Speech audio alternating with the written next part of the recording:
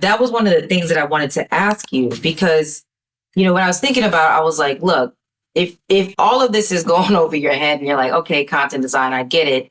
It's like, rap lyrics, but for product, right? Or the way that you can explain something, right? Like, obviously, there might be a little bit of a stretch, but it creatively in the way that you can kind of like step to it to think about what the audience is going to take away from it, right? Which is ultimately what rap is. It's like, that's why people have different flows. Right. They're trying to play on your ear. It's not about what I can say. It's about what you can hear, right? So it's like building trust, especially when you're moving so fast in innovation. Like when you look at it, we are going in some ways. I mean, I think some people would say, I would even say, and like, no diss at all appreciation and respect to my like boomers and above.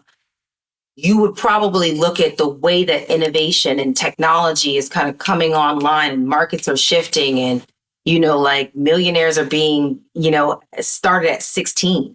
There are people right now using agentic AI to like they would a lemonade stand or a grass cutting back in the day, or just like some little chunk change to get some sneakers, which some people did that. Some people also like might have sold drugs, but it's the new selling drugs. Yeah.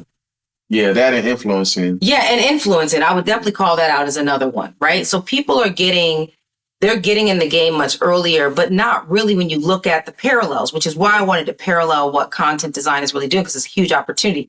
Yeah. But what you're doing, I think, is you're navigating skepticism in a disruptive technological era. Yeah. Right? Yeah. And while they might guardrail you and like, hey, don't say this, or this is how, X big name company wants to appear as a collective, so don't go outside of these guardrails, you still have some, like leniency within. Yeah. But your ultimate sort of job is to build trust. So you were talking about driverless vehicles, and I was thinking about, so like Cruise as an example, right? Like there's public skepticism and fear, right? Of like, it's weird to get in the back seat and there's nobody in the front seat. Yeah. And feel completely safe, especially if, like we always think about the happy path. Oh, someone just needs to go to the grocery store. So they get in the back seat and they look in the front and they're like, oh man, there's no one there. But they're not already in a state of panic or desperation or need. Yeah. And when you really make a good product that people want to use, you found that need. And so if I'm like trying to get home from a night out and I might have counted on somebody I'm just going to talk real quick. Like as a woman, if I get into an Uber and I'm being stalked or I'm being chased or I'm uncomfortable, right? And like, I was like, oh, like meet me around the corner, like something's going on. And then I might be counting on that person in the car to corroborate, to look, underlay, we need to get out of here, right. Or even if they so choose, maybe intervene if that's what's happening. Like that's not everybody's a superhero, but some people like to try it. Yeah. So now that I don't have a driver in the front and I'm not going to the grocery store in a happy path, I got fear. I need to get somewhere. My level, my emotional level as a user is not ideal for the company that's supplying the service, or the product. Yeah. So my question for you, right? Like when it comes to sowing the seeds of trust, right? And kind of thinking about customers who might have been hesitant about maybe driverless vehicles or even ads, like,